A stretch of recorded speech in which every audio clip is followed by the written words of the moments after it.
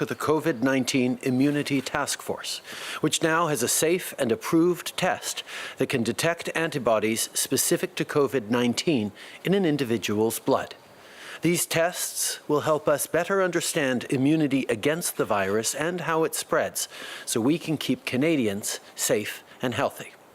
Last evening, Health Canada announced that it has now authorized a first serological test to detect COVID-19 antibodies. This is a crucial step forward for the COVID-19 Immunity Task Force that now has a safe and approved test that will make it possible to detect the presence of specific COVID-19 antibodies in people's blood. This is an important step when it comes to better understanding immunity against the virus and the way the virus spreads. That will help us to ensure the health and safety of Canadians. I now want to turn to what we're doing to help employers keep their employees. Over the past few weeks, our government has unveiled a number of measures to help businesses stay afloat during the crisis. We want to make sure that as many Canadians as possible can keep getting their paycheck now and have a job to come back to once the pandemic is behind us. Because that day will come, and when it does, Canada needs to be ready. Our government has been laying the groundwork for our economic recovery, and we know that key to our collective success is maintaining the connection between employer and employee. So, to help businesses of all sizes keep people on the payroll, we launched the Canada Emergency Wage Subsidy. We also introduced the Canada Emergency Business Account to support those struggling with cash flow. These measures are making a real difference in people's lives. So far, more than 500,000 small businesses have received a loan through the CBA, and over 120,000 employers have been approved to receive the Canada Emergency Wage Subsidy for almost 2 million workers. We also announced more targeted support for regional businesses, including those operating in the tourism sector and seasonal industries. We created a nearly $1 billion Regional Relief and Recovery Fund to ensure that they're also getting the support they need during this time. The funding will flow through the 6 regional development agencies, with a portion dedicated to the Community Futures Network to assist businesses in rural and remote regions. Today, we're releasing more details on how that money will be split between the Atlantic Canada Opportunities Agency, Canada Economic Development for Quebec regions, FedDev Ontario, FedNor, Western Economic Diversification Canada, and CanNor. And here's the bottom line. These organizations understand the economic realities and specific challenges facing both your region and your business. They can help you with your most pressing needs, whether it's covering costs or keeping your employees. So if you're struggling but did not qualify for other programs like the wage subsidy or the emergency business account, give them a call. They're there for you. A few weeks ago, we created the Regional Relief and Recovery Fund with an envelope of almost $1 billion to help small employers in rural areas or those working in the tourism or seasonal industries. The money will flow through our 6 regional development agencies. Part of the funding will also be dedicated to the Community Futures Network to support businesses in rural or remote regions. Today, we are providing more details regarding the distribution of the funds between the various regions. Whether it is FedDev Ontario, DECA, or the Community Futures Network, these entities understand the economic realities and the specific challenges facing your region and your business. They can help you to respond to your most urgent needs, whether it's problems with liquidity or your inability to keep your employees. So give them a call. They're there for you. From the outset, our government has been focused on getting people the help they need as quickly as possible. We announced support not just for businesses and their employees, but for different groups of people who've been hit especially hard by the pandemic. A few weeks ago, we launched the Canada Emergency Student Benefit as part of our $9 billion plan to help young people get through the next few months. And today, I can confirm that students and recent graduates will be able to apply for this benefit starting Friday. To prepare for that, if you haven't already signed up for the My Account on the CRA website, it's worth doing this now to make the next steps go even quicker. I also have some news for students and recent graduates this morning. Starting on Friday, you can apply to receive the Canada Emergency Student Benefit. This new benefit is part of our $9 billion plan to help you get through this pandemic. Because of COVID-19, there are not as many jobs for students this summer. And you need to work during the next few months in order to pay your tuition or your daily expenses for the year to come. The Canada Emergency Student Benefit will be there to help you. You can apply starting on Friday, but in the meantime, do go to the CRA website to register under My Account if you haven't done so already. That will accelerate things even more. I want to close this morning by reminding everyone to continue to follow the recommendations of our public health experts. We are hearing a lot about the gradual reopening of the economy these days, and I know we're all anxious to see that happen, but we must remain vigilant. So continue to stay home as much as possible, and don't forget to keep a safe distance when you go out. And together, we will get through this. Merci beaucoup, Monsieur le Premier ministre. On va commencer la période de questions par le téléphone aujourd'hui. Opérateur, première question. Thank you. Merci. Première question, Michel Lamarche, TVA. Monsieur Trudeau, vous parliez de la réouverture de you have talked about the reopening of the economy that is starting now, but in terms of non-medical masks, would you be prepared to issue a recommendation or an order to all Canadians that they should wear a mask when they leave home? Well, we are clearly seeing that various regions have different realities. Prince Edward Island, for example, is looking at a very different situation from Ontario. So we have to allow local and provincial authorities to determine which principles should guide their decisions about citizens. But as we all know, the best way to protect ourselves is to stay home as much as possible, and if we must go out, to keep a distance of 2 meters from other people. Wearing a mask, according to experts, can help, but it cannot replace the social distancing that we should be practicing as a priority. Follow-up? Yes, we saw you last week during the ceremony in Trenton. You kept your distance and you were also wearing a mask. Why did you do that? And I'd like you to comment on the border. Are the Americans resisting the desire to keep the border closed? Well, with respect to the Trenton ceremony, that was the request of the Canadian Armed Forces that everyone wear a mask at all times, and this is a recommendation that we all followed.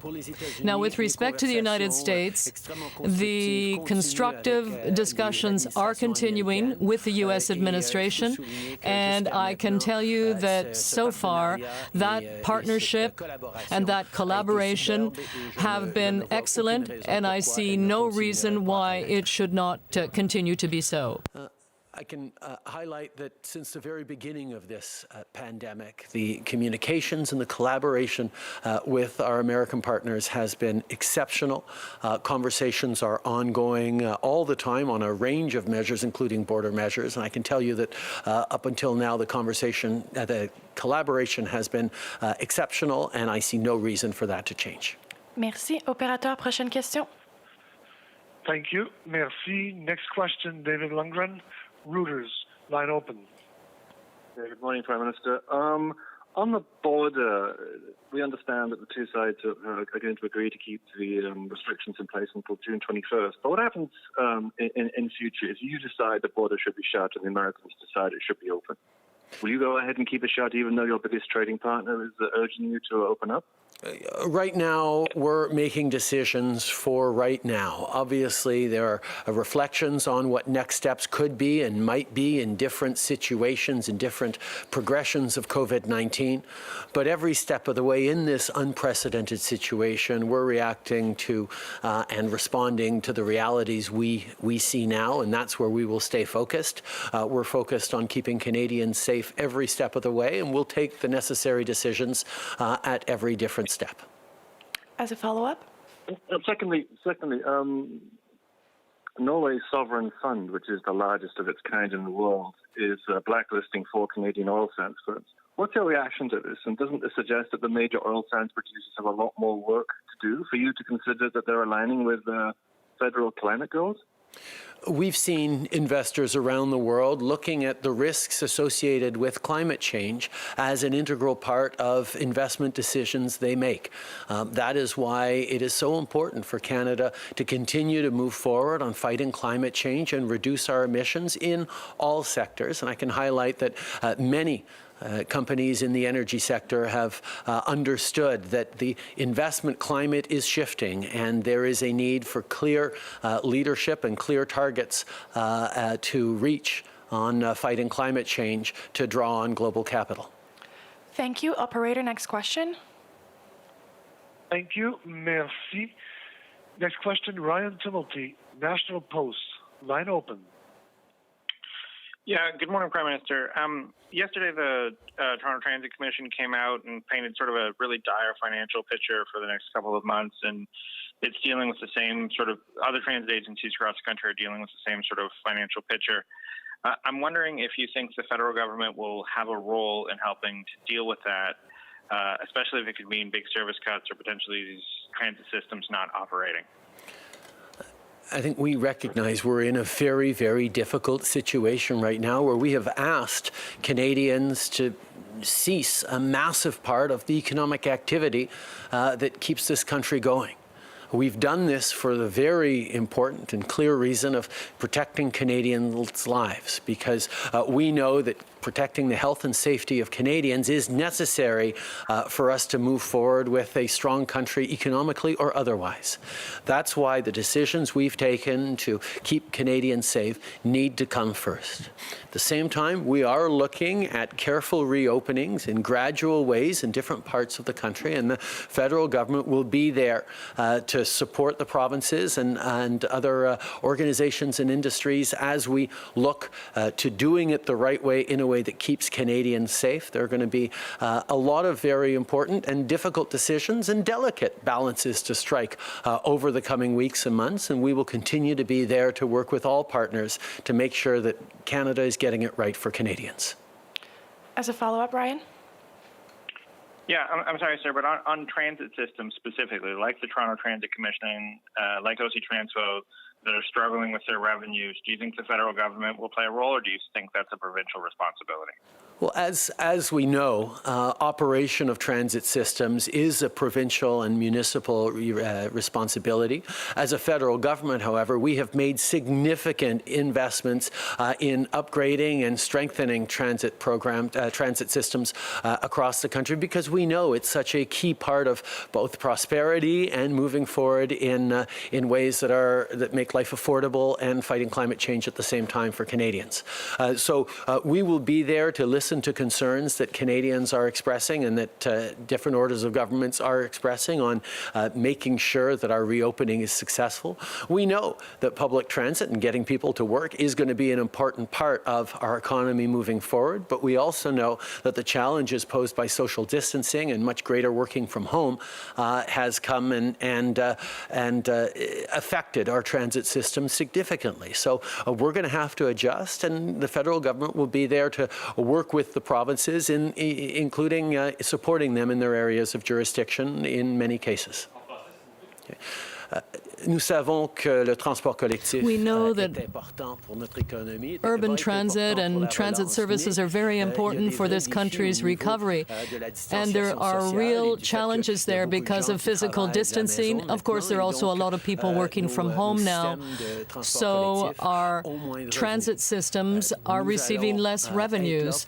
And we will be there to support the provinces and municipalities if necessary. But we also understand that operating transit systems is a provincial responsibility, not a federal responsibility. And as I said, we will be there to help because we need Canada to reopen, and we want that to be safe and gradual. Merci, opérateur. Dernière question au téléphone. Thank you. Merci. Prochaine question, Lina Dib, La Presse canadienne. À vous. Oui, bonjour, Monsieur Good morning, Trudeau. Mr. J'aimerais ça qu'on Trudeau. revienne sur les I'd like us to CHSLD. come Vous back avez dit to hier seniors' que vous homes. êtes prêt You à said aider les yesterday provinces that à you were relever les prepared to défis, help mais the qu'en même temps, provinces vous allez meet their pas piétiner les challenges. compétences des provinces en matière de But santé. this is not a federal area of jurisdiction, so how are you going to help them meet those challenges? Are we just talking about transferring money to them? Well, as I've said from the outset, there will need to be conversations between the different levels of government and among Canadians in terms of finding ways to ensure that our seniors are not extremely vulnerable as they are now. The federal government will be there to help, and this is a federal commitment we made when we send in the armed forces to seniors' homes. But of course, we did that in partnership with the province, and we will continue to work with all the provinces in a positive spirit of collaboration to ensure that we are doing the right things for Canadians. Follow up? Yes, but I suppose that you do not intend to leave the army there over the long term. So, in terms of your discussions on these long-term care homes, what are you thinking of? Sending them more money? And could you explain, since the problem is now, why not look at it right now and resolve the problem right now rather than waiting until we've finished counting dead bodies? Well, I think we all see that we're in an extreme and urgent situation at this time, and we have to take all the necessary steps right now to help in these long-term care facilities, and that's what we're doing. That's what we're focused on at this time. But as well, in the months and years to come, we will have to look closely at the status of our seniors across the country and improve and enhance the systems that support them. The federal government will have its part to play in that, but of course we do intend to respect the fact that this is provincial jurisdiction. In regards to the border, your chief medical officer yesterday said Americans pose a risk to us. So I wanted to know, when was the last time you talked to President Trump about the border, and what pressure is the U.S. putting on Canada to reopen? I think every country recognizes that as we control our domestic situation, we are vulnerable to international travelers. Different countries are facing different challenges, and as we manage the spread of COVID-19, we will want to make sure that we're not becoming vulnerable from travelers arriving elsewhere. That's why we made strong moves to close our borders, including to American travelers at this time.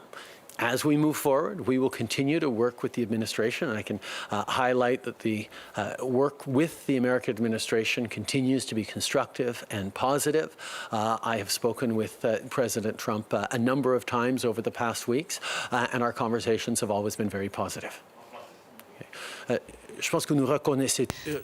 I think that we all recognize that as we protect Canadians within the country through measures that will help to stop the spread of COVID-19, we remain vulnerably to COVID-19 cases that could come in from outside the country. And that's why we are trying to put in extreme restrictions on travel from outside the country, including the United States. We are pursuing our very positive collaboration with the U.S. administration. I've spoken several times to President Trump in recent weeks, and those discussions have always been very positive. This is exactly 2 months since you've started giving these updates. I know Canadians appreciate that. But for obvious reasons, we don't have a budget right now. The PBO says the deficit could reach $1 trillion by the end of the year. How much longer will Canadians have to wait to get a financial picture here of how much all of this is costing us? I think Canadians rightly expect us to be focused on the immediate and getting things settled so that Canadians can actually feel safe and look at careful reopening. But at the same time, we have been transparent every step of the way about the investments we're making, and we will have, of course, we will continue to share with Canadians our outlook for the future. We recognize, however, that the situation is changing incredibly rapidly, and a budget is usually something that projects what's going to happen in the Canadian economy for the next 12 months. And right now we're having a lot of difficulty establishing with any certainty what's going to happen in the next 12 weeks. We will continue working on this. We will continue to be open and transparent with Canadians as much as possible, but we will stay focused on helping people in the immediate as we move towards a better future. We know that we're dealing with an unprecedented situation where things change very quickly. A budget or an economic update normally sets out what we can expect in the next 12 months. And right now it's a real challenge to even know what's going to happen in the next few weeks. So we will continue to be open and transparent. We will talk about our projections and our expectations for the coming months, but at the same time, we want to remain focused on what must be done right now to ensure that we can have the best possible future ahead of us. Good morning, Prime Minister. David Aiken, Global News. Just to come back to Molly's issue about the border, federal agencies have to plan to maintain the current U.S.-Canada border agencies. Municipalities on the border have to make some plans about this. Can you sort of give them some assurance today that the U.S.-Canada border restrictions will stay where they are until the end of June? We are a good week away from the expiry of the current phase of our border restrictions with the United States. Conversations are ongoing, are constructive or productive. I won't make any announcements today, but I can say that things are going well, and we're confident about being able to continue to keep Canadians safe. And to come back again on Molly's question about fiscal updates and budgets, when we went through this, the crisis in 08-09, we had multiple fiscal updates. We've had lots of years where we've had multiple budgets because of elections or whatever, and it's really hard to understand why you couldn't have a budget now and update that budget in 3 months or even a month if you needed to. Why not a budget, or at the very least a fiscal update with the promise to update it in a couple of months? Again, we have been focused very much on responding to this unprecedented situation by getting money into the pockets of Canadians, of workers, of families who need it right across the country. Unlike previous recessions or economic downturns, this is a situation that has no antecedents. It is a completely outside health issue that has caused us to choose to cease a massive amount of economic activity in this country to keep Canadians safe. We continue to work every day on supporting Canadians. We continue to be absolutely transparent about the measures we're putting forward for Canadians, and we will continue to look for ways to keep people apprised on what we expect for the coming months. But as we say, things are changing extremely quickly, and we want to make sure we're putting our efforts where they are most useful, which is both sharing with Canadians everything we're doing as we're doing it, and staying focused on what we need to do right now. Good morning, Prime Minister. Tonda McCharles, Toronto Star. This week, medical research institutes across the country will begin to lay off 10,000 to 15,000 people who work on health research. because they can't get the support of the federal government. They don't qualify for your wage subsidy program. And that's going to have a cascade effect even on the COVID research that's happening, because these research institutes provide the infrastructure that supports that. So can you explain to me why it's not a priority to keep those critical employees tethered to their employer? On the contrary, Tonda, we have made significant investments in the hundreds of millions of dollars into science and research across Canada. We know that this is a crisis that is science-based. It's caused by a medical challenge of COVID-19, and we need to use science to get ourselves through this. That is why our investments in science, our investments in supporting graduate students, our investments in supporting research institutes have been significant and will continue. So I will follow up and look into this issue you're bringing up, but our focus is on making sure that scientists get the support they need right across the country, and we will continue to do that. Thank you. Hi, Prime Minister. Tom Perry with CBC. Ontario says it's going to wrap up testing at long-term care facilities in the next couple of days. Quebec is nowhere near that. You're a Quebecer, you're a Quebec MP. Can I ask you, why do you think the province is having such a hard time with this? And is there anything more you can do to help? The responsibility of the federal government is to support the provinces in delivering their plans for things like testing, for things like PPE, their plans for reopening. We are there to work with the provinces to ensure they have the equipment and the capabilities they need, whether it's been procuring swabs for testing kits around the country, whether it's moving forward on domestic production of the reagent necessary for producing results from those tests. The federal government has been extremely active, and we will continue to be there to respond to the provinces in their plans and their needs for more testing. It's something that we know is an essential part of how we move forward on a careful reopening. The role of the federal government is to be there to support the provinces to execute their plan, whether it means providing and procuring the equipment they need to do the testing, or bringing in the chemicals that are needed to analyze the results. The federal government has taken many, many steps to be there and support the provinces with their plan. But when it comes to testing, those issues are determined by the province, and the federal government will be there to provide its support, and we will continue to be there for them. Steve Chase, Globe and Mail. Mr. Prime Minister, your ambassador to China, Dominic Barton, told a group of Canadians last week that China, because of its conduct, is alienating foreign countries and injuring its goodwill abroad. As Mr. Barton put it in foreign policy jargon, China is accumulating negative soft power around the world. That is, it's undermining its international influence and the ability to persuade other countries to see things Beijing's way. Now, you hired Mr. Barton because of his expertise in China. So the question for you is, do you agree with his assessment? I think it's clear that there are many questions for countries around the origins and behavior in early days on the COVID-19 situation, particularly questions for China that we've called on to need to be asked in the coming months so we can get answers. At the same time, we're seeing a global pandemic that requires a global coordinated response, and how countries are behaving now towards each other, supporting each other, moving forward in a difficult time is being noticed by everyone. And I think it's totally normal that we be asking questions about how different countries are behaving, including China. Depuis les débuts, from the very beginning, we have known that there would be difficult questions to put to a number of countries, including China, regarding the origin and the beginnings of this virus and how it turned global.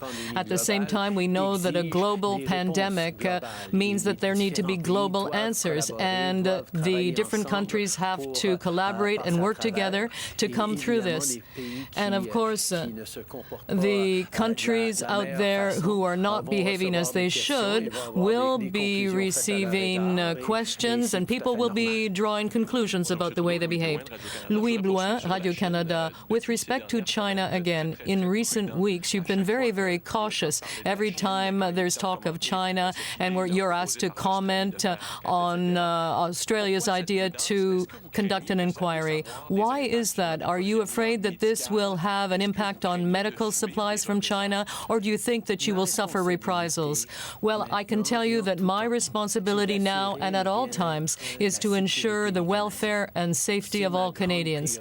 That is my major concern in this pandemic, and we must work with everyone to secure the necessary equipment and to establish the necessary partnerships that will allow us to come through this. Yes, we will all have questions that need to be answered in the coming weeks as to how some countries behaved, including China. But my responsibility at every step of the way is to make sure that I'm doing everything possible to protect and support Canadians during this crisis, and that's what I intend to do. My responsibility, first and foremost as Prime Minister, is to look out for Canadians, to make sure we're keeping Canadians safe and healthy and whole as much as possible in good times and in times of crisis. That's why, even though, of course, we will have very strong questions to ask of many different countries through how this pandemic began and propagated around the world, my focus needs to be on ensuring that we're getting the support necessary for Canadians every step of the way, in terms of PPE, in terms of testing capacities, in terms of partnerships towards getting treatments and vaccines for this. My focus needs to be on keeping Canadians safe, and that's where it will stay. Merci beaucoup. C'est ce qui m'a fait la conférence de presse d'aujourd'hui. Merci tout le monde. All right, that is the Prime Minister of Canada, a little bit earlier than usual, as he will be at 12:15 appearing at the COVID committee that takes place in person on Wednesdays. I'll bring in my colleagues, Vashi Kapellas and the CBC's David Cochran, to talk a little bit more about what the Prime Minister had to say. I guess some good news that you already had yesterday, Vashi, but confirmed now by the Prime Minister for students who are waiting to see when they could start tapping into some of their aid. Yeah, they're going to be able to apply starting Friday, the Prime Minister confirmed. And an important note, I was just speaking with somebody who works in the government, in the department with all this, and apparently the site explaining how you can apply and what the process will be like will go live today. So if you're a student and you're watching and you're interested in that information, I've also heard from a number of people who are concerned that because they've never filed taxes, they won't be able to use the My CRA account, which is the fastest way to get this money delivered. There will be an explanation on the website as well for you about how you're going to apply and what you need to do. So if you're interested and you need that money, go on the website or Google it today, and I'm sure I'll tweet out the link as soon as it's live, but that will be live today. A couple of other things that jumped out at me. First of all, the second part of the announcement was basically where this big pile of money, about $1 billion that had already been announced by the federal government, where it's going as far as regional economic development agencies are concerned. I think for me, the big question is what exactly is this money going to be used for? The framing from the government is that if you have not been able to access the wage subsidy or the emergency business account, and there are a lot of people we have heard of who are in that position, mostly self-employed, for example, or those who have contract workers who don't have a payroll that meets the qualifications for either of those packages for financial aid, you will be able to go to these regional economic development agencies. That's the idea, at least. That's the way it's being framed, and perhaps be able to access the money that you need through them. I've also heard from a number of people who already reached out to those agencies to try and see how that's going to work, and they did not have the details yet. So hopefully today it becomes a bit more clear to them, and in turn to the people who need that money, how they might be able to access it. It's a big parcel of money. It's nearly $1 billion. And finally, Rosie, just on that last exchange that we heard with the Prime Minister, that's based on a report from the Globe and Mail about a sort of a group or a grouping, a meeting that Dominic Barton, our ambassador to China, had, in which he was very critical of China and the way it's acted through this, said said, I believe that they had, that he backed a rigorous review of the World Health Organization, and that he thought that China's conduct is damaging its own global soft power. What the Prime Minister was asked very specifically from the reporter behind that story, Steve Chase, was, do you agree with those comments? And the Prime Minister did not address the substance of that question. He instead repeated something we've heard most times he's asked about China, which is that the questions being asked are genuine. The time to investigate those questions isn't really now, but no change in answer there, and definitely not a specific, is Dominic Barton in trouble or not type of thing. Yeah, we should say that it was a private meeting. It was, so yes. yeah, those comments weren't made publicly, and the ambassador would not have necessarily expected them to have been leaked. No. You should probably expect everything to be leaked these days, but in this case, yeah, they were private comments, and I think it's probably fair to say that the private posture by any government about China is different than what it is publicly. Whether it should be or not is a different thing. I think you made a good point about the regional development plans, and we're going to talk to someone in a minute, because the Prime Minister actually said, if you didn't qualify for all the things, give us a call. We're here for you. So it does seem to be the suggestion that this is another place you can go within your region if you've had problems with the other programs you pointed out there.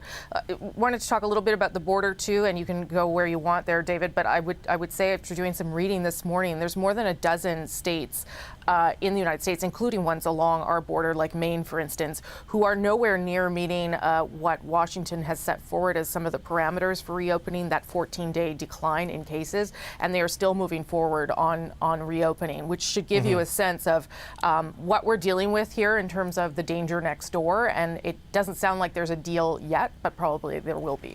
Well, one of the big challenges for Canada, Rosie, in all of this is there's very few things you can completely control in the middle of a pandemic that's based on a viral outbreak, but you can take control of your own internal health measures and reopenings and work with the provinces to have some sort of a coordinated response. And that is happening at the First Minister's meetings, which are happening every single week, and then all the various ministerial level meetings where there is this sense of goodwill and working together and centralizing procurement and trying to coordinate on guidelines for reopening. And all of that is very helpful internally.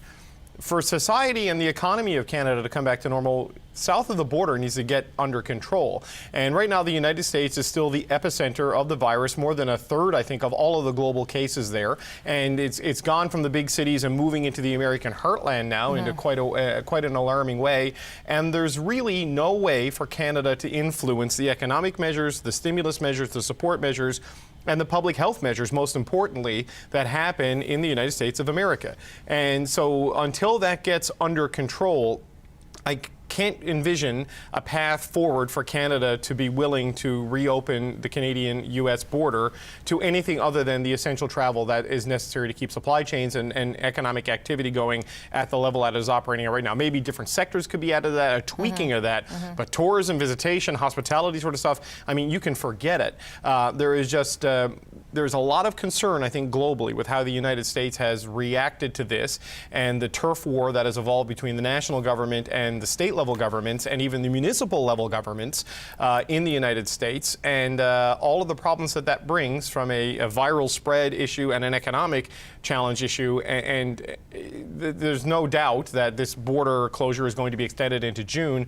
There was a good question from our colleague David from Reuters about what happens if Canada and the U.S. disagree on whether or not to reopen the border. I think the hope is that Canada flies under the radar in some respect politically in the U.S. because they have enough of their own domestic problems to occupy them in the run-up to their conventions and their presidential election in the fall, that reopening the Canadian border is far, far, far down the priority list for the U.S. government compared to all of the other things it's dealing with in federal-state relations. Want to take a minute just to talk about long-term care there with both of you, because I found the Prime Minister's comments interesting. When he was asked, what are you going to do? Are we going to have a rethink? How are we going to, approach the reform of long-term care in this country?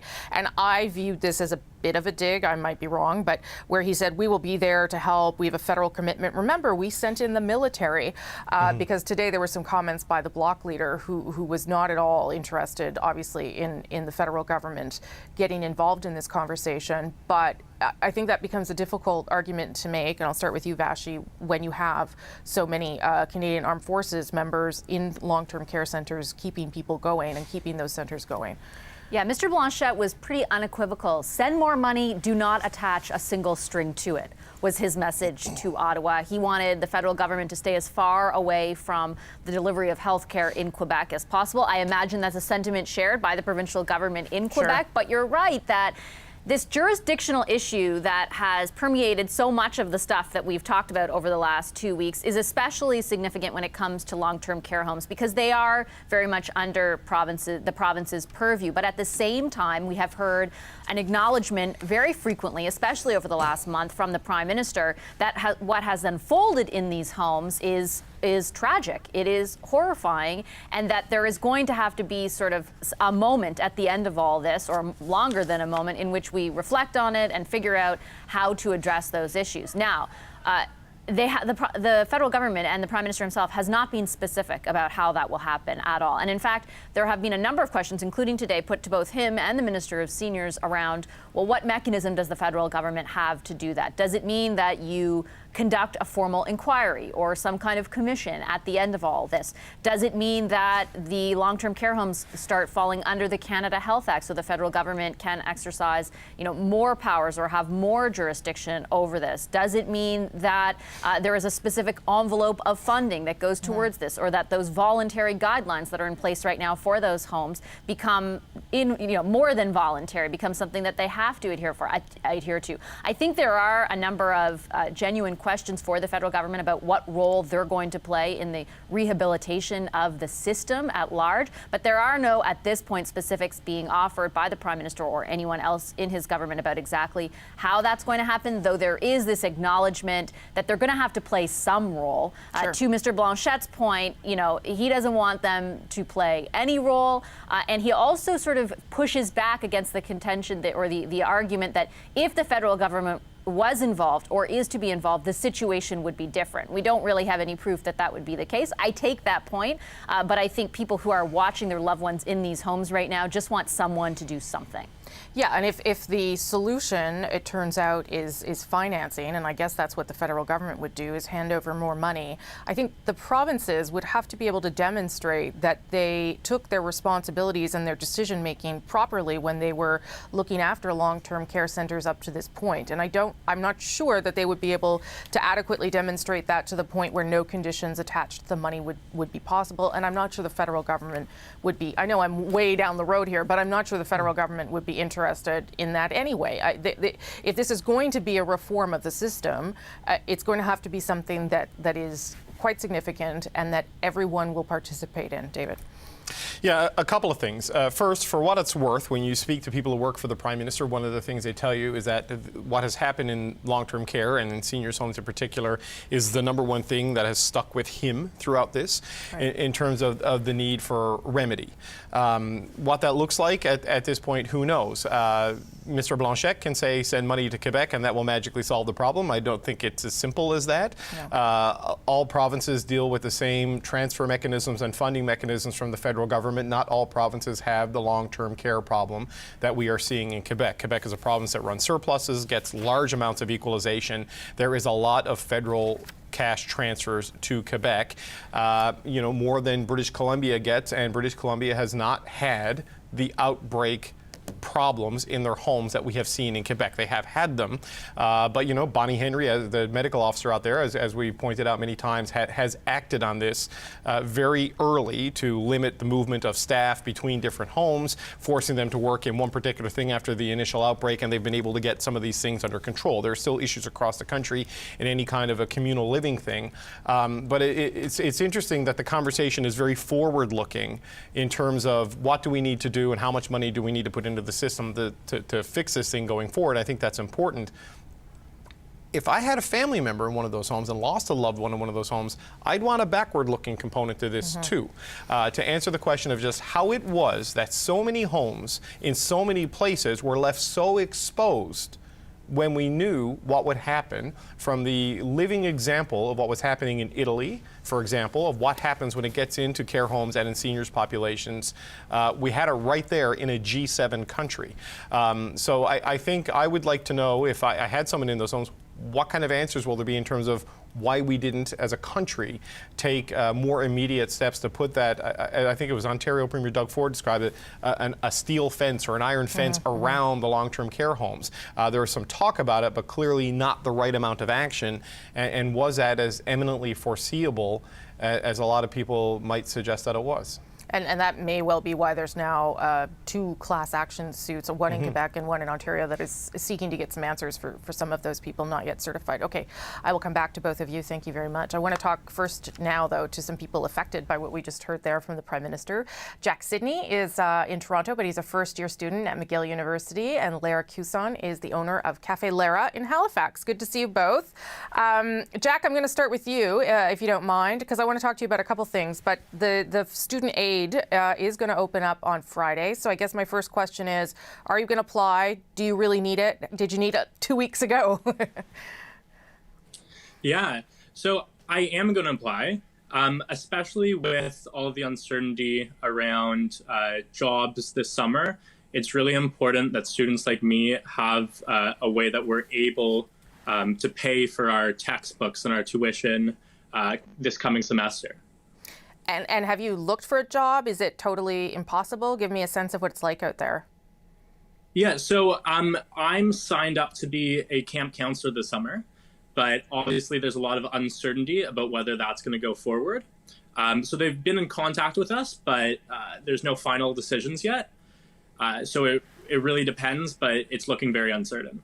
Yeah, I would imagine. And the government previously announced this plan where you could, maybe get a job doing some essential services, maybe do some volunteer work and get some additional cash. Are those things that you've considered too? Yeah, I definitely have. And I would love to help out, the community in whatever way possible. Sure. But I think for a lot of students, they're worried, especially those who are self-funding their tuition, they're worried that it won't be enough. And I think that's a fair assessment.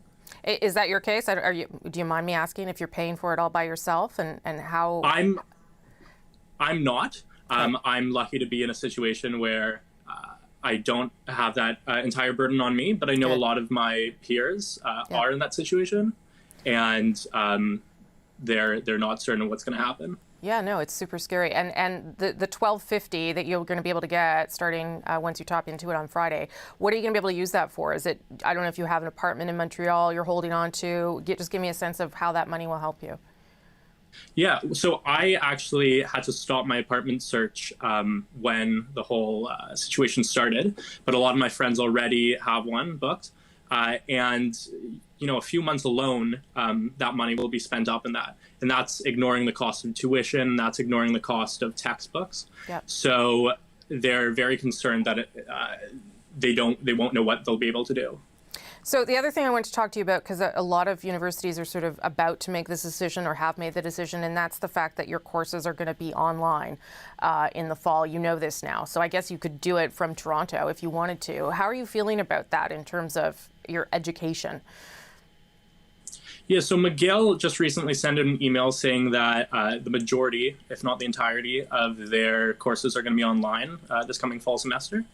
And they said that they're going to offer the same quality of education, and I'm sure they're going to try their very best. But when you have a situation where your entire education is online, it's just inevitable that it's not going to be as high of a quality as it would be if you were in person.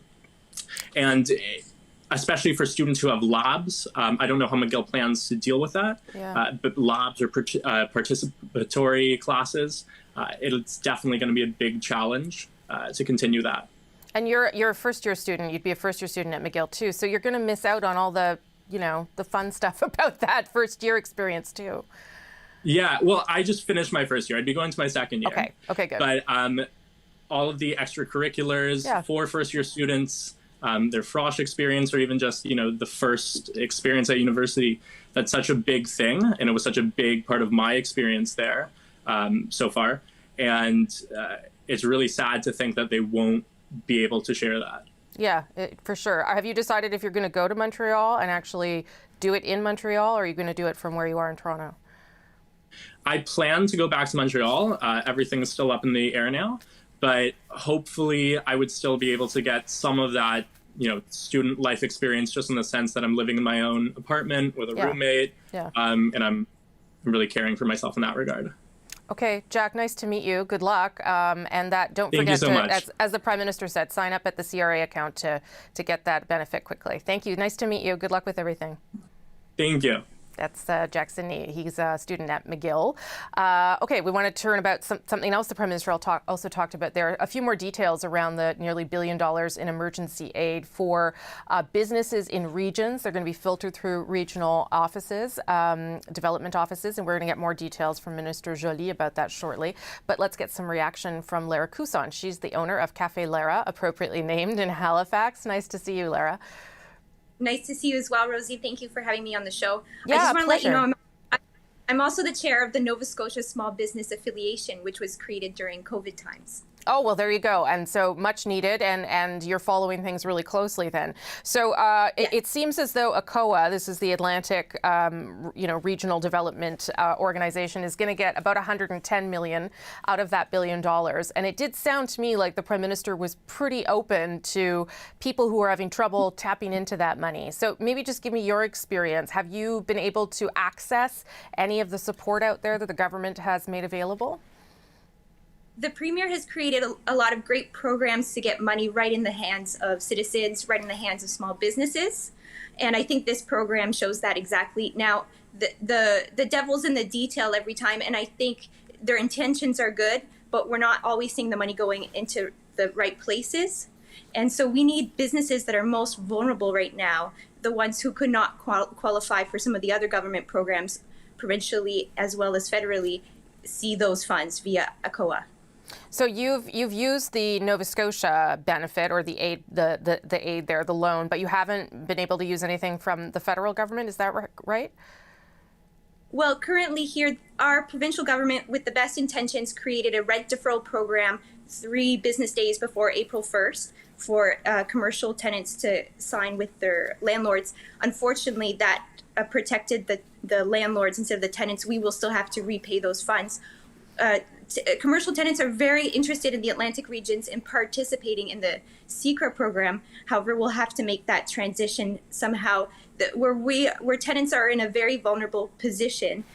They're not in a situation where they can negotiate with their landlords, and it's creating very tense landlord-tenant relationships. We understand that the landlords need help as well, but the burden really has to be shared. This program was created for this. Now, making it so that landlords actually participate in the program and that small businesses survive during this time, because cash flow is very important right now. We need to manage it to make sure that during a post-COVID economy, we will survive. When we reopen, not all businesses will be able to reopen right away. We're looking at, small retail, wellness, tattoo parlors, salons. They will not be gyms. They will not be able to reopen immediately. So they really rely on this rent relief immediately, as well as this program via ACOA, to get them through these tough times until reopening is set for them. However, when we do reopen, I'm in the restaurant industry, I'll probably be able to reopen sooner. For example, our fixed costs remain the same, but our revenue will be a lot less, right? Yeah. So we need to be planning our cash flow accordingly. So this $1 billion will be key, and we just hope it goes into the hands of the businesses that need it the most, that are the most vulnerable during this time. The Main Street businesses, the neighborhood businesses, the mom and pop shops, who hire most of Canada, for instance. Yeah. It's really important to keep the money, to keep them alive. Also, the government, all levels of government are heavily reliant on the revenue from small businesses. So it is within their best interest to keep us alive, to make sure we survive through this pandemic.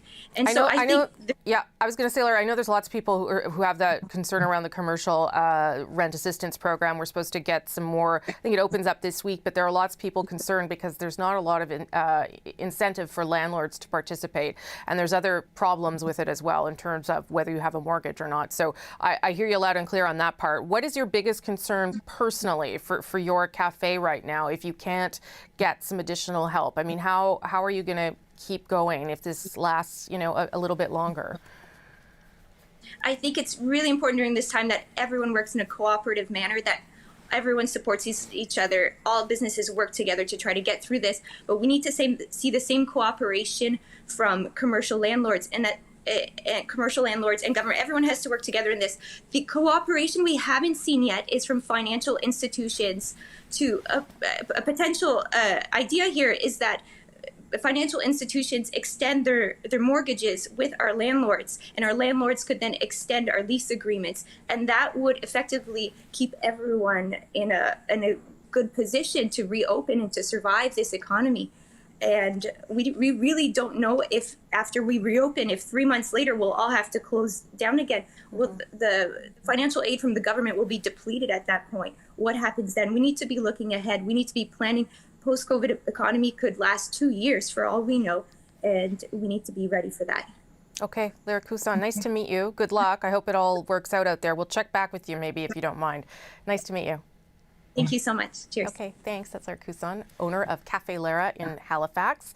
Maybe I'll just go back, if I have time, to Vashi and David to just quickly, Vashi, talk about the serological testing that we tried to start off this hour with, because the Prime Minister did mention it right off the top, and it is a bit of a milestone in hopes that it will work and be able to do what we hope those serological tests can do. I only have about 30 seconds a minute. Yeah, I'll be really quick. Hope is really key in all this. This is the kind of test that tests for antibodies. So to determine who has had coronavirus already, it is instrumental, or could be hopefully instrumental, in figuring out immunity and what parts of the economy can reopen. There are questions, though, very genuine questions from the scientific community about whether or not if you have those antibodies, it necessarily means for sure you're immune. There's a lack of data on that right now, but it is a really big hopeful sign and a landmark that one of those tests has now been approved for use. Okay, Vashi and David, thank you both very much for your help on this hour. We'll come back and talk to you shortly. Should point out that they're hoping to collect 1 million blood samples from Canadians over 2 years to try and get a sense, as Vashi says, about immunity and antibodies within the population writ large, things that we really don't know a lot about right now. Later tonight, I will be hosting another special, this time alongside Duncan McHugh. It's called Living with COVID. It's about your job, your money, your future, many of the things we talk about here, but we're also going to take some of your questions. We're going to have some special guests on hand to help answer them. You can be part of that show by sending your questions to covid@cbc.ca. It airs tonight on CBC News Network and CBC Radio 1. You can also catch it on CBC Gem, CBC Listen, the CBC News app, everywhere basically. Watch it at 7 p.m. local time. That's right across the country. We're going to take a short break. When we come back, more on how the government response to COVID-19 is playing out today.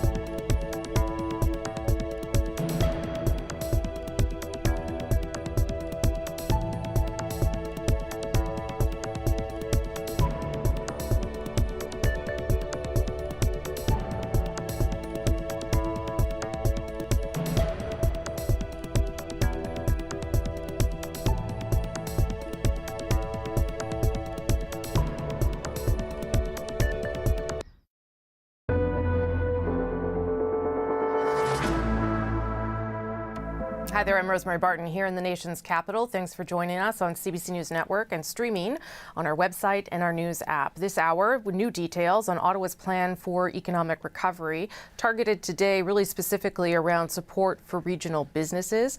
The Prime Minister just revealed that close to 2 million workers are being kept on company payrolls through the Emergency Wage Subsidy Program, which is also now open. Also in his daily briefing, the Prime Minister talked about students' help. That emergency student benefit will be open for applications starting on Friday.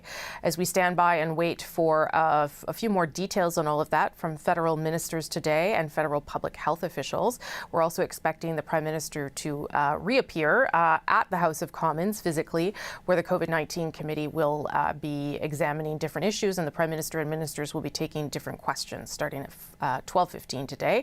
So we will bring you that when it happens. Trudeau also faced some questions today about the Canada-U.S. border restrictions. They are set to expire on May 21st, but he said as of now, he's not ready to announce such an extension, although conversations are ongoing. And the Prime Minister points out the relationship with the United States on this issue has been collaborative and cooperative to date. All right, I'll bring in my colleagues quickly as we wait for this briefing to start. Vashi Kapellas, host of Power and Politics, and David Cochrane with the CBC's Parliamentary Bureau. All right, I'm not sure where we want to start there. Maybe we should talk a little bit more about the border, because I do think it's such a looming issue for this government and the U.S. government, although less so obviously for them. And David, you were talking earlier about our friend from Reuters' good question about, well, what happens if the U.S. says no? I mean, no politician's going to answer that question, to be honest, because you don't answer hypotheticals. But the notion is an important one, because we do have a president that is difficult to manage, and while the Prime Minister says that those conversations have been cooperative, it's hard to know, and I'll get Vashi first to weigh in on this, it's hard to know at what point the pressure gets to be too much, or how Canada continues to say no, given that this is a conversation that they have to renew every month, and every month we get closer to the U.S. presidential election too.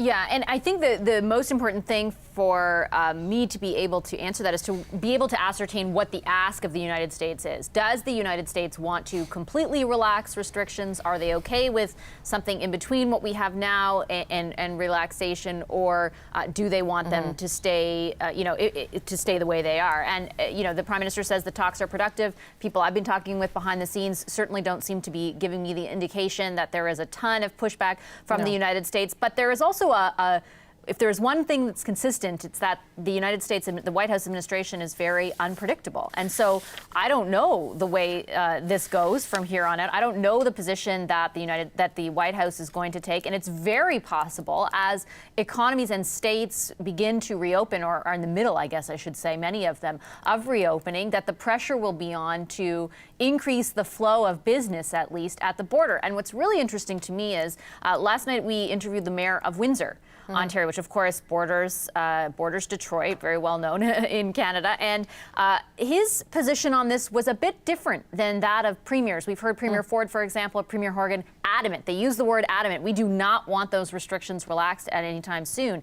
And the mayor of Windsor, Drew Dilkens, was pointing out that a number of auto companies, for example, in Detroit or even in Canada eventually, have or are beginning to open up in a bigger way than they were previously, and to re-employ all the people who work there. And right now there are some people who are living in Windsor who are restricted by what's in place at the border and unable to travel. So he is actually asking the federal government, and he said he's had conversations with the Deputy Prime Minister, Chrystia Freeland, about relaxing the qualifications around who is and who isn't an essential worker. Right. So that's something to keep our eye on as well. So maybe it doesn't, in a week it doesn't, nothing is completely relaxed, but maybe there are some incremental changes that can be made along the way that satisfy both, the administration in the United States and some of the concerns here in Canada. Yeah, that's an interesting thing. Could you just expand the list of people who are essential or exceptional? And maybe it's something where you'd have to, even just here in Ottawa, if you want to travel across to Gatineau, you have to have a letter from your employer saying you have a job and you're going to your job, or you have to go to your office. Maybe it could be as simple as that.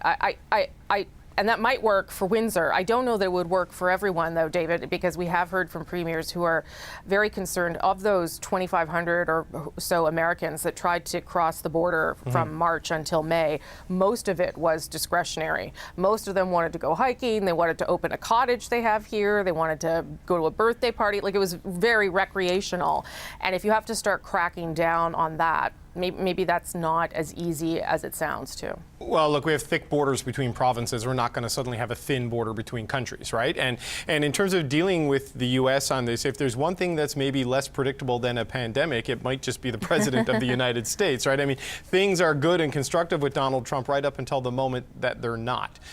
So that's the challenge. I mean, one thing that, maybe plays in Canada's favor here, because I think the desire to keep the border closed for the most part is pretty widespread, is that you do have a president who does like closing borders and does like demonstrable acts that he can point to say that he is keeping the United States safe from a pandemic, despite what may be happening inside the various cities and states that make up the U.S. So the political calendar down there is the big unknown, right? Like, they're going to have their election, their presidential election, Donald Trump versus Joe Biden, and just how much all of this becomes part of that conversation and part of that political dynamic is unknown and unknowable at this point in time. I mean, surely the pandemic response will be a big part of the political dynamic south of the border, just like it is going to be and has already been a big part of the political dynamic here in Canada. But how that then drives decisions is a big question. So we get the extension from May going into June. You get into June, you're into the convention season where the parties pick their nominees. And, we have obviously state elections and senatorial and congressional elections happening along the same time as the presidential election, which is the one we all focus on. But that then becomes an issue in the border states who may have, like the mayor of Windsor, cross-border economic concerns and cross-border other concerns that then become part of that political dynamic. So I don't know if there's ever a good time for a pandemic to strike, Rosie, but in the middle of a hotly contested and extremely volatile presidential election cycle, with us strapped to the back of that giant economic and political beast, I think that's a level of complication the Canadian government would much rather do without. Okay, all very good points. Yeah, this is, I would say there's no good time for a pandemic. Just speaking personally, I would say that this is the only one I want to experience. Sorry, I didn't hear from the control room. Oh, they are questioning ministers. Okay, so let's go to the House of Commons, because this has started in a real way with questions coming from opposition leaders to ministers and the Prime Minister. Here now, the Leader of the Official Opposition. It was normal. We learned that more presumed cases of fraud were noted when benefits were requested, and the Prime Minister has said we'll deal with this in the future. There will be billions of dollars that will be taken by frauders. Will the Prime Minister protect taxpayers and immediately act to deal with these 2,000 presumed cases of fraud? Answer. Our priority was getting money to all Canadians who are in need in a quick way, and that's exactly what we've done. Millions of Canadians received the money they needed so dearly. I want to be very clear. Fraud is unacceptable, and we do have measures in place to detect tax cheats, and they will be forced to pay this money back to the government, and we'll ensure that will be done in the future. Speaker, Conservatives agree that those who need help should get it, and no one is arguing that they shouldn't. But reports indicate that the Liberals have ordered public servants to turn a blind eye to 200,000 cases of suspected fraud. So, simple question, yes or no, did the government instruct any government department to ignore red flags or warnings of fraudulent cases? Yes or no? The Right Honourable Prime Minister. Mr. Speaker, the priority in this situation was getting money out to the millions of Canadians who needed it as quickly as possible. But of course, fraud is unacceptable. That's why we have put safeguards in place to ensure that anyone who received that money fraudulently will have to repay it. Mr. Scheer. It's a yes or no question, Mr. Speaker. Did the government give any kind of instruction to public servants in any department to ignore red flags or warnings of fraudulent cases? Yes or no? The Right Honourable Prime Minister. Instruction to government officials was to get money out to those who needed it as quickly as possible. We have put measures in place to detect fraud. People who got this money fraudulently will have to repay. Well, Mr. Speaker, it's clear you can't answer a yes or no question, so we can all assume what the answer must be. In other situations, the government is saying no to people. They are letting so many Canadians down. Small business owners who don't happen to have a CRA payroll number or a business account are ineligible for the government supports. Individuals, owner-operators, those who are earning $1 more than $1,000 are being told that they don't qualify for the emergency response benefit. Meanwhile, fraudsters are getting theirs. Does the Prime Minister think it's fair to tell people who are following all the rules no, while telling government officials to allow fraudulent cases to be processed? The Right Honourable Prime Minister. Mr. Speaker, Canadians well know this is an unprecedented situation in which we had to get help to as many Canadians as possible, as quickly as possible. That is exactly what we did. We continue to work very hard to fill gaps of people who should get money who haven't been able to. And like I said, we have strong measures to counter fraud. Anyone who got this money fraudulently will have to repay it. Mr. Scheer. Well, Mr. Speaker, when these programs were first designed, the Prime Minister said that he acknowledged that there were problems. They would be fixed later. Well, here we are in May, and hundreds of thousands of Canadians are being told no for purely technical and bureaucratic reasons. Will the Prime Minister make these simple changes, allowing business owners who don't happen to have a business bank account, who don't happen to have a CRA payroll number, and individuals who are ineligible for the emergency response benefit because they've been paid by family members through dividends? Will he finally make these changes, or is he going to continue letting hundreds of thousands of Canadians down during this pandemic? The Right Honourable Prime Minister. Mr. Speaker, from the beginning of this pandemic, we moved extremely rapidly to get help and support to millions of Canadians. That was the priority, and that's what we've been doing for the past 2 months. As we've said, we will continue to tweak and improve to make sure that more people who need it are getting it. We are working as best we can, as fast as we can, to help those millions of Canadians who need support. We've got time for about a 15-second question if the Honourable Mr. Scheer would like to... Mr. Speaker, the Prime Minister indicated that he would support Taiwan's inclusion in the WHO only as a non-state observer. Of course, that designation does not exist. Participants of the WHO are either states or NGOs. Will the Prime Minister support Taiwan's participation as a state observer? The Right Honourable Prime Minister in 15 seconds or less, please. Mr. Speaker, we will continue with our Recognize One China policy, but we have always advocated for Taiwan's meaningful inclusion in international bodies where it makes sense to do so. That includes at the WHO. We're now going to continue with Mr. Blanchet. Thank you very much, Chair. Friday, students in Quebec and Canada will be able to make a request for the CURB for students, and that's good news. This was a necessary program because the number of students that won't be able to get their summer job they had last year back is much higher than the number of jobs that could be available for these people. And we don't know how long these jobs will not be available for. There are people who said that there's a risk in terms of meeting the job market needs, and the Prime Minister made a clear commitment to create incentives for students to work. Between now and Friday, because we need to know what the commitment is, will there be job incentives that will accompany the CURB? The Right Honourable Prime Minister. I'd like to thank the honourable member for his understanding of this question and to understand how important it is to support students who won't be able, for the most part, to be able to have a summer job to count on.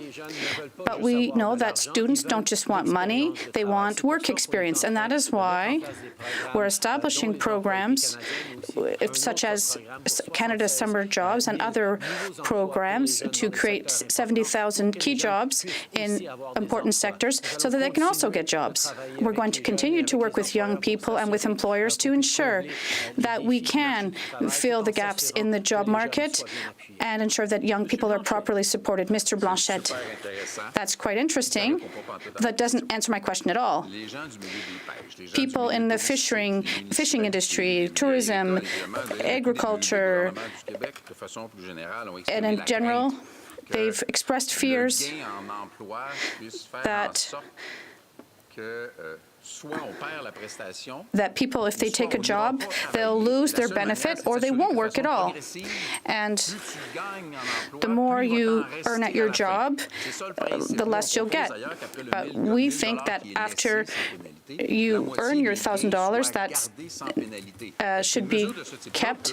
There should be, well, since you made a commitment 2 weeks ago, can you look at incentives right now? This emergency won't last 8 months. The Right Honourable Prime Minister.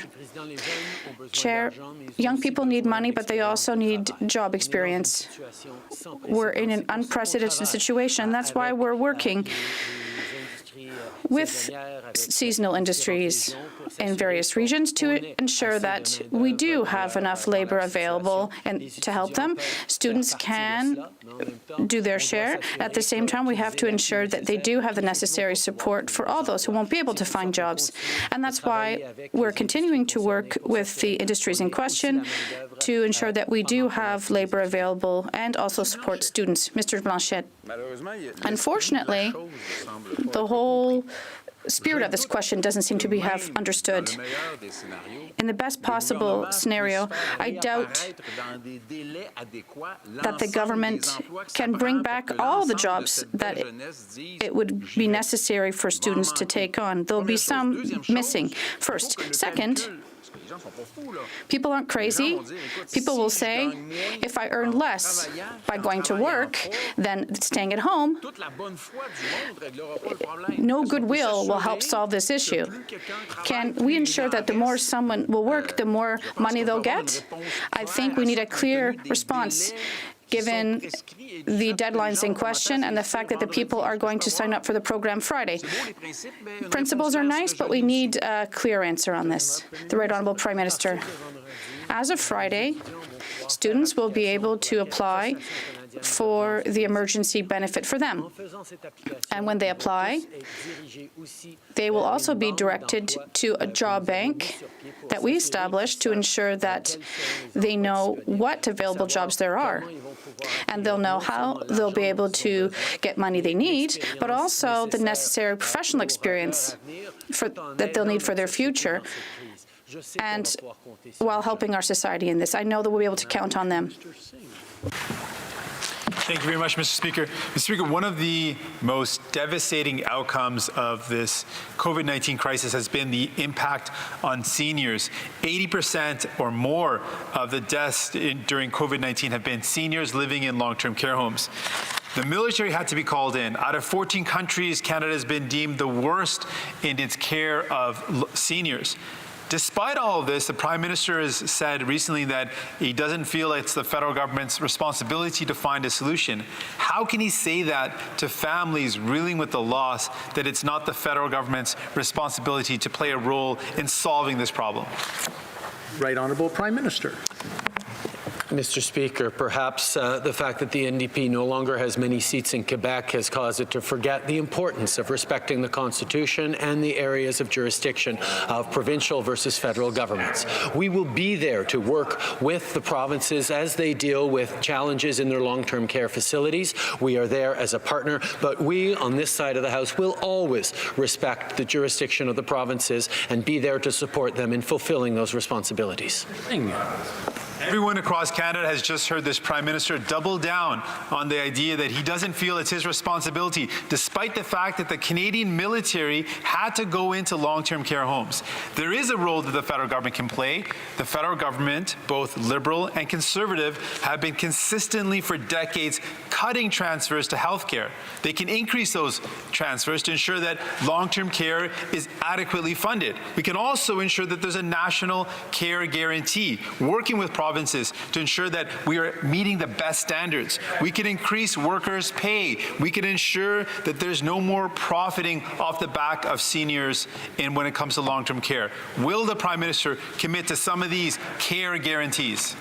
You right, Honourable Prime Minister. It will come as exactly no surprise to the vast majority of Canadians that the Liberal Party will always stand up for the Constitution of Canada. We respect the Constitution, we respect areas of provincial jurisdiction, but as I have said from the very beginning of this crisis, we will be there to help the provinces as they manage the challenges that they're facing. The federal government does have a role to play, and it is a role to support the provinces in doing the things they need to do during this unprecedented time. We will continue to be there. The Prime Minister is no longer trying to hide behind jurisdiction. We know that in long-term care homes, the for-profit long-term care homes have been the site of the worst conditions, where the most number of seniors have died. Will the Prime Minister join us in committing to removing profit from the long-term care system? That vulnerable seniors should not be the subject to the profits of a company willing to cut services, staffing, and quality of care, and instead ensure that seniors get the best care possible. The Right Honourable Prime Minister. I think it has become clear for all Canadians that we need to improve the care offered to our seniors right across the country. That is something that we cannot look at these numbers that we're seeing and these tragedies hitting so many families and not want to see as a country us do better. And that's why we, of course, recognize we're going to work with other orders of government, particularly the provinces in whose jurisdiction this is primarily, to support answering these questions for the long term, how we improve the way Canada supports our elders. This is something really important that we will be there for.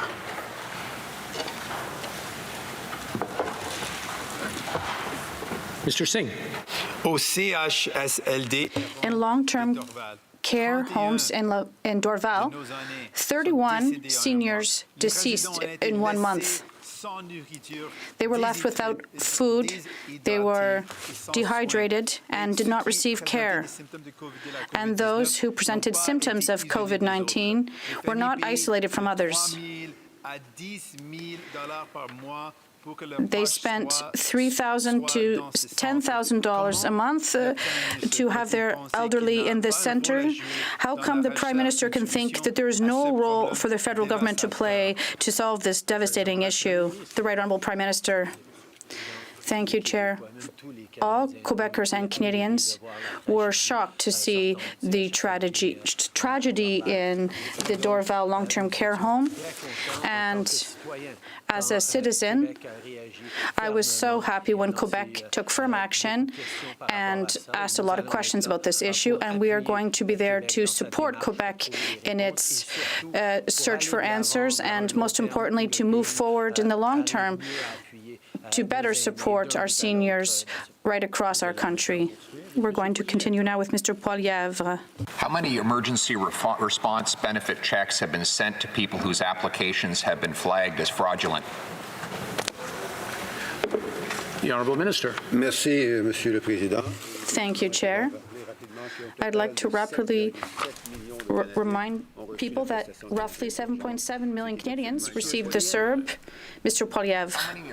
Response benefits have been sent out to people people from whose this round of COVID-19. We like to just take the leaders round, so the leaders of each party questioning the Prime Minister as we normally do in irregular times during question period.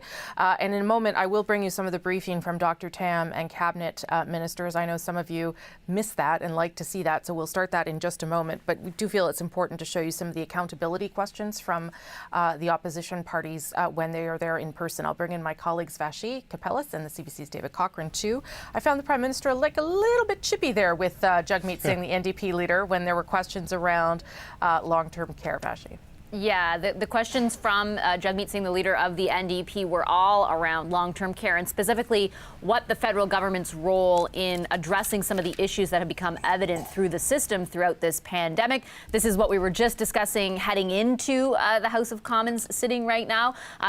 The Prime Minister was getting snippy about Quebec. So this is an issue that Mr. Blanchet, the leader of the Bloc Québécois, had been talking about as well. The question is, even though provinces have jurisdiction over long-term care, what exactly is the federal government prepared to do? And that's what Jagmeet Singh kept pushing. And when the Prime Minister responded at first, I don't want to quote him exactly, but basically he talked about or sort of made light of or made fun of the NDP's misfortune, electoral misfortune, I'll call it, during the last election in Quebec, Quebec specifically, and then insinuated or accused, rather, Jagmeet Singh of not understanding or respecting the Constitution and insisted that the Liberals do. And by that, he meant the areas of jurisdiction, sort of the jurisdictional differences between the federal government and the provincial government, where long-term care is concerned. The NDP's point was, there's still a lot of stuff happening in these homes. What are you going to do about it? And no specific answers provided there. And it followed up on a lot of the journalists'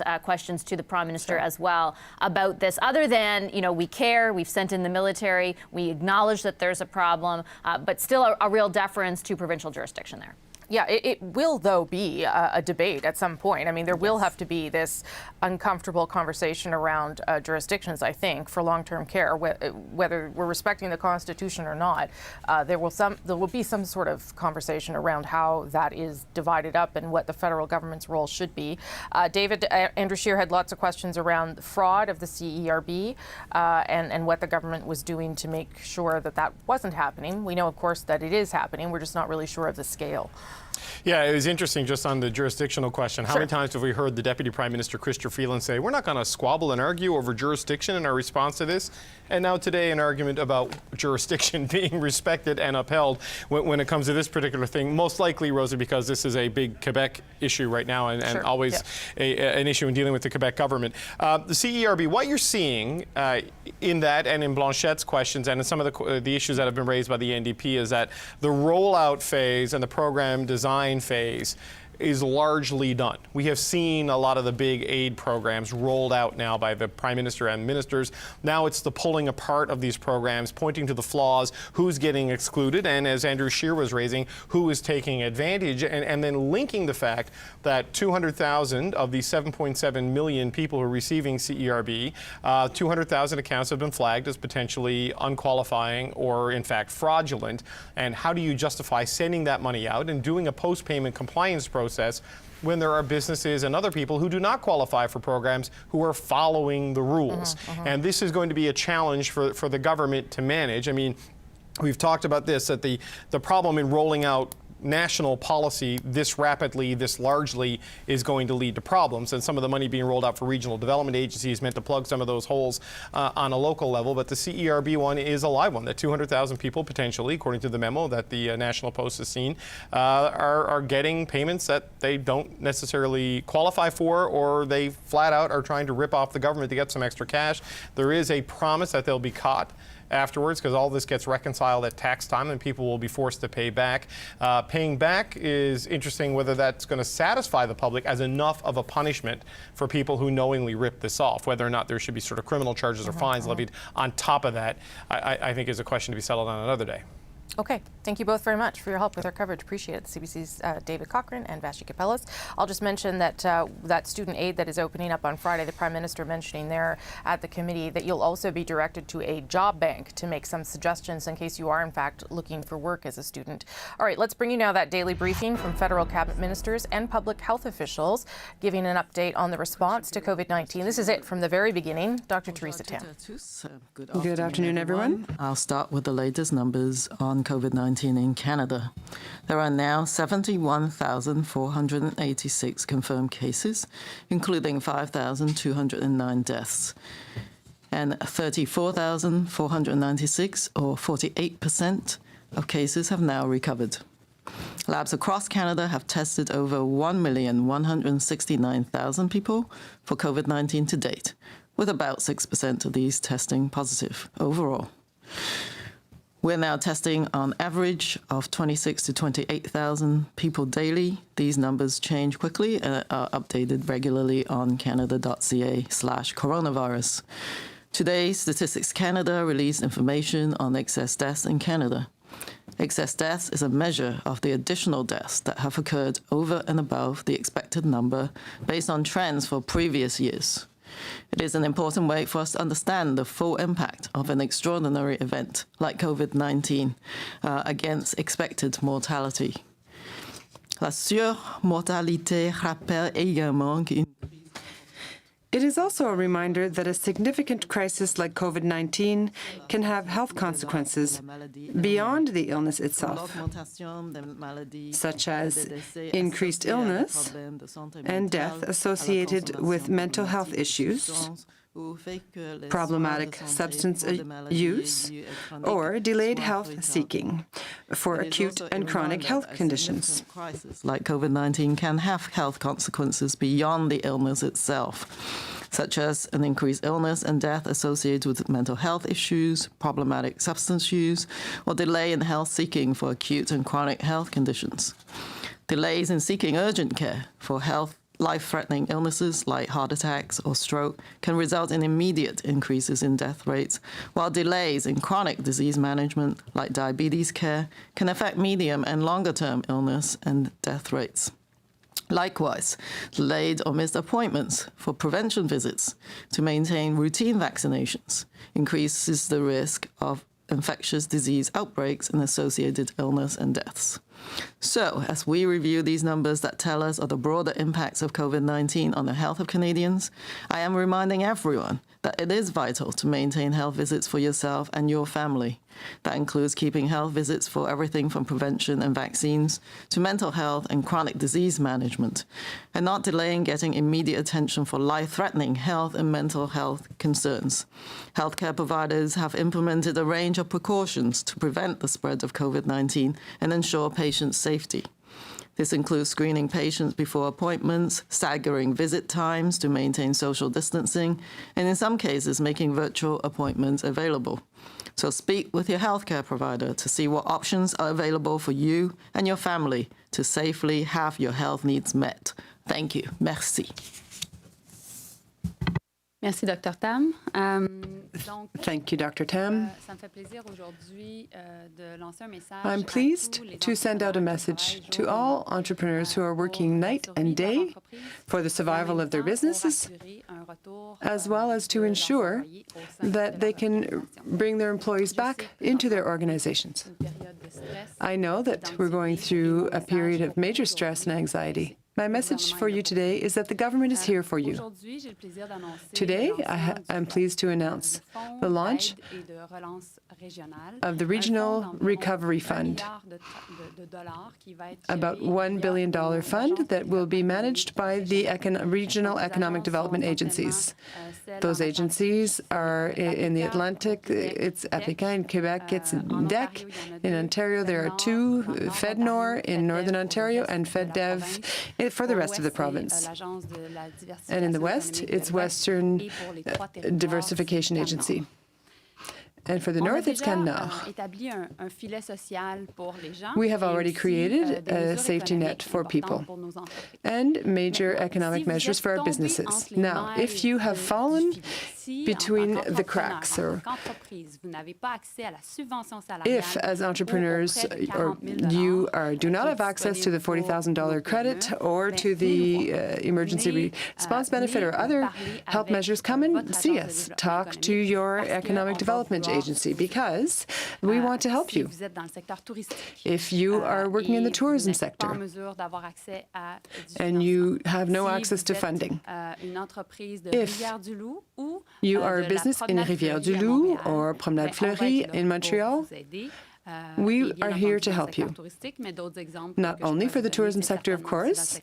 There are many other examples I could give you, such as the high-tech sector or the manufacturing sector. The idea is that our agencies will be more flexible, will be able to adapt measures on the ground, and be able to respond to your needs.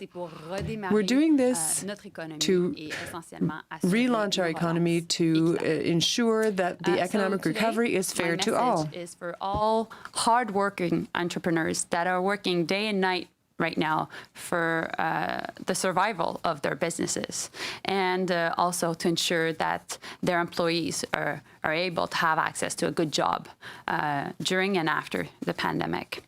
So the idea right now is to provide solutions, because we know that you're going through a period of stress and anxiety. My message to all entrepreneurs is, and to all Canadians is, the government is there for you, and we've got your back. Today, we're announcing the launch of the Regional Relief and Recovery Program. This fund is a $1 billion fund that is there to help businesses. If you are a business and you fell through the cracks of the system, if you're not able to have access to the wage subsidy, if you're not able to have access to the $40,000 loan, the CEBA account, well, come and see your regional development agency and we'll be there to help. In Atlantic Canada, it is ACOA. In Quebec, it is DEC. In Ontario, in the north part of Ontario, it is FedNor. In the rest of Ontario, it's FedDev. In the west, it's Western Economic Development, WD. And also in the north, in the three territories, it's CanNor. So, for example, if you're in the tourism sector and you're not able to have access to funding, come and see us. If you're in the tech sector and you're a new startup, please feel free to contact FedDev and other agencies. Or if you're in the manufacturing sector, obviously, we're there to help. The idea is to make sure that we can offer enough flexibility and be adapted to regional realities. The agencies are close to the ground, have their eyes and ears close to the ground, and are there to help. So the goal of this program is to make sure that we restart appropriately the economy and that we can have an equitable relaunch of our economy. Merci. Thank you. Now to my colleague. Bonjour. Thank you. Carla. Can you hear me? Yes, very well. Go ahead. Excellent. Okay, well, good afternoon, everyone. I'm very pleased to be with you here today. Comme nous le savons tous très bien, au mois de mai, les étudiants As we all know very well, the month of May is when students across the country normally start summer jobs. Unfortunately, these are not normal times. Many student jobs are no longer available due to COVID-19, which presents a unique set of challenges for young Canadians. Should be supported through these difficult times. That's why, on April 22nd, the Prime Minister announced the Canada Emergency Student Benefit, a direct support to students who are struggling to find work during the summer months and who are worried about paying their bills and tuition in the fall. I'm happy to announce today that starting this Friday, May 15th, students will be able to apply for the new benefit through the Canada Revenue Agency. To help manage the volume of applications, applicants will be asked to apply over 4 days, like we did with the CERB, depending on their month of birth, and can expect their payment in 3 to 5 business days from when they are deemed eligible if they're using direct deposit. If you're a student and have never filed a tax return, you'll need to call the CRA to activate your social insurance number so that you can apply for the CESB. You'll then be able to set up a My Account and be ready to apply for the benefit this Friday. The website will be going live today with clear details on who is eligible and what Canadians need to know in order to apply when the application process begins. Le PCUE pourra être versé de mai à août. The CESB will be available from May to August to students and recent graduates who are not receiving the Canada Emergency Response Benefit and who are seeking work but unable to find it because of COVID-19. It will also be available to Canadian students studying abroad, as well as high school graduates who will be starting a post-secondary program in the coming months. Through this benefit, eligible students will receive $1,250 per month from May to August 2020, or $2,000 per month for students with disabilities or students with dependents. This money will not have to be paid back. Just like the CERB, students can make up to $1,000 over the 4-week period for which they are applying. Cette prestation pour les étudiants pourra aider environ The CESB will be available to approximately 1 million part-time and full-time students who can't find work. Our government remains fully committed to supporting all Canadians, including the Canadians who need it most. Through important measures like the CESB, we'll continue to do what it takes. Thank you. Merci beaucoup. Merci, Carla. Donc, maintenant, on va y aller. Thank you, Carla. So we'll move on to questions. Thank you, Minister. This begins the questions. We'll start with the questions on the telephone. Operator. Our first question, notre première question nous vient de Hélène Bigotti avec Le Devoir. Please go ahead. À vous la parole.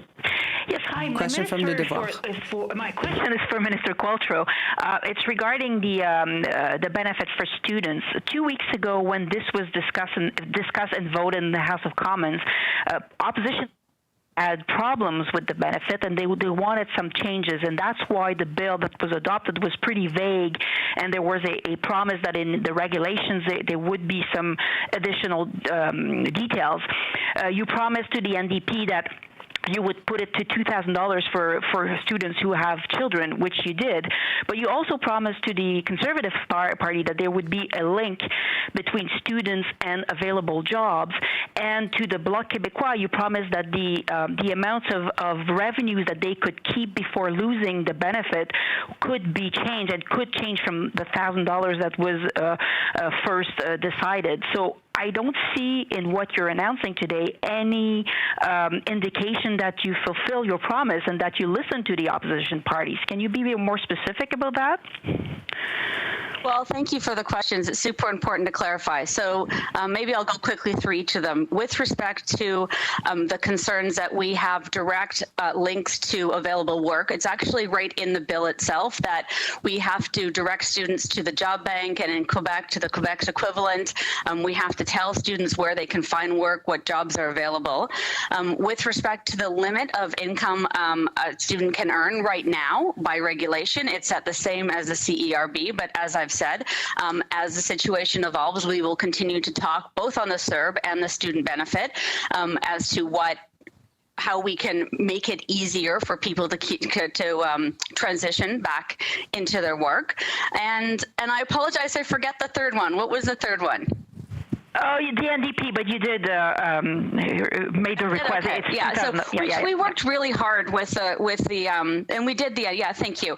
I think the point is we worked really collaboratively on this, and by giving regulatory flexibility in this act, we can continue to respond quickly without having to go back to change the law itself.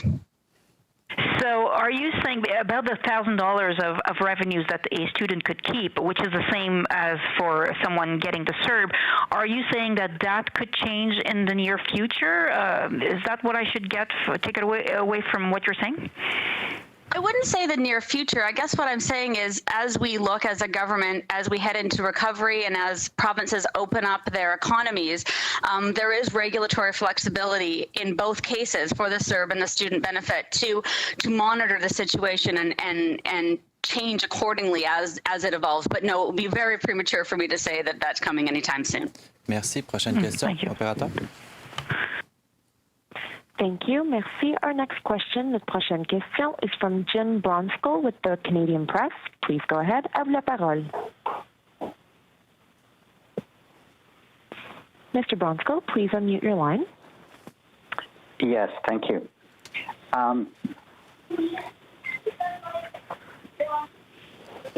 We're interested in knowing about testing, and now that officials have an approved antibody test, what precisely do they plan to do with it in terms of public testing, since the science on COVID-19 immunology isn't quite settled yet?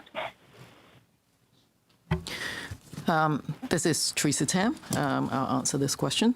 So yes, Health Canada authorized the sale of the first COVID-19 serologic test. So that's a test for your antibodies or your antibodies to the virus itself.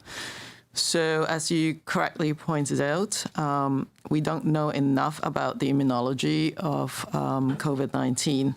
And these tests, in general, test for antibodies that appear days or weeks after the infection. So they're good as a look at what the proportion of the population has been infected, for instance. So the approach that we're taking in Canada is to use these tests, first of all, in the context of population studies.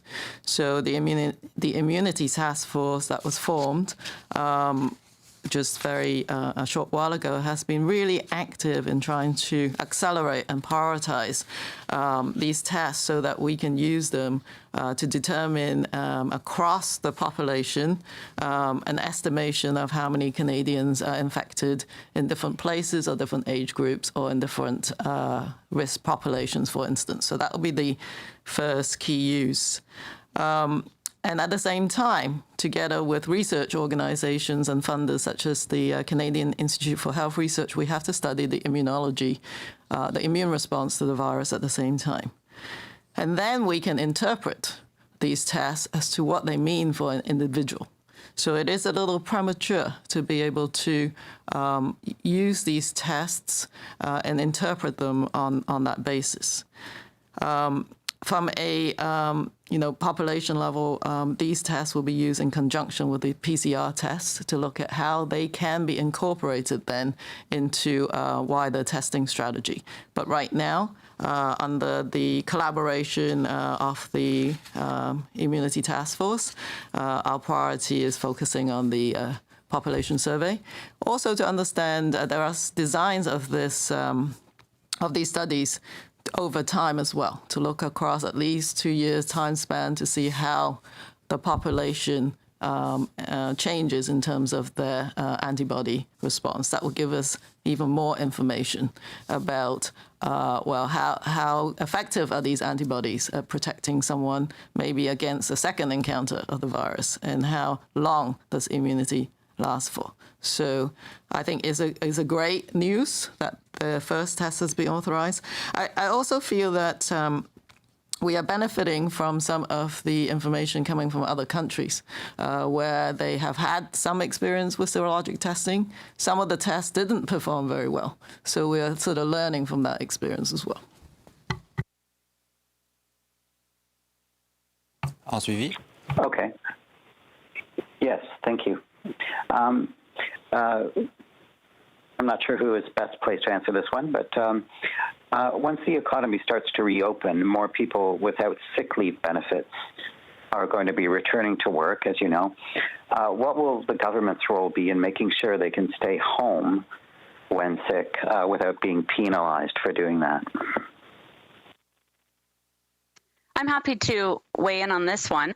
So we're very aware that a key component to our return to work safely and positioning businesses and workers to feel confident they can go back to work will be making it easier to choose to stay home if you're feeling sick or if you're not well or if you're worried about having been exposed to COVID. So we're working actively with the provinces. I know this is the discussion that's happening between the premiers and the Prime Minister to see how we can help. As you know, right now under the CERB, if you're sick or if you are quarantined, of course, you can access the CERB, and we're going to look to see how we can continue to support Canadians moving forward and in what way we can best do that.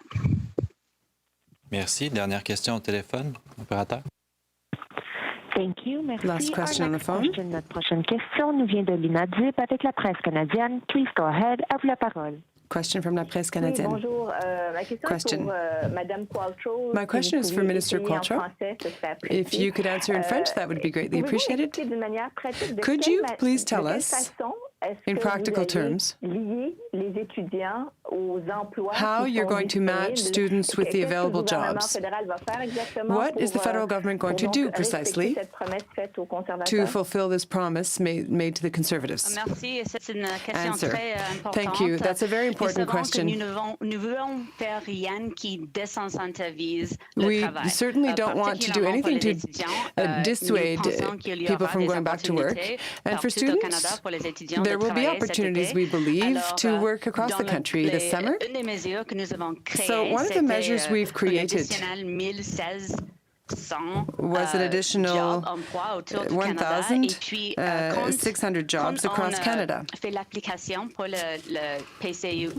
When we created the application for the CESB, we also told students about the job bank. It's a portal. It's a Excuse-moi, je ne sais pas comment l'expliquer en français, mais c'est I'm sorry, I'm not sure how to say it in French, but it's an opportunity that shows all the available jobs to the students. To the job bank and help them become connected with employers. Mel? Mélina, essentiellement, ce qu'on va faire, c'est qu'on a créé un portail. Essentially, what we're going to do is that we've created a portal showing the various job offerings. And in the context of the CESB, those who wish to apply first will have to go through the job portal and therefore see what jobs are available in their own regions. And that's what Carla has just explained to you.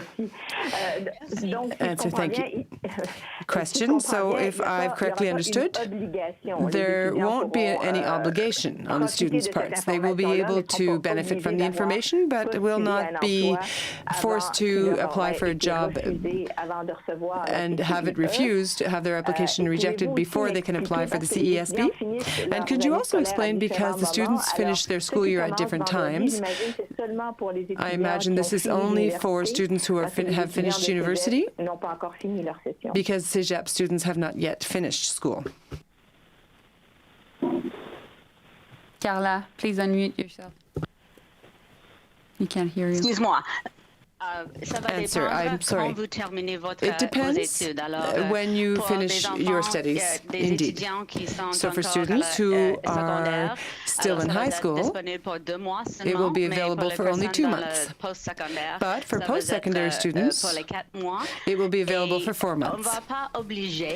We're not going to force students to accept a certain job, any specific job, but they do have to affirm and attest with their application, that they are actively seeking employment, that they're not refusing any jobs, and that they're actively seeking employment. Okay, we're going to pull away from this federal briefing here with cabinet ministers and federal public health officials. Some other details there about the student aid that will become available as of Friday. You will, when you apply for that aid, if you're a student, for $1,250 or more, if you have a dependent or are looking after someone, be directed to a job bank where you can look at also jobs that are available if you want one. But the Minister Qualtrough, making it clear there that they will not force you to take a job, much like how employment insurance works, but you will have to attest that you are looking for a job. You'll get 4 months of support if you are a university student and 2 months if you're a high school student, because of course you're in principle still in class in some way or another. So just some important details there for lots of students out there looking for additional help, having a hard time finding jobs.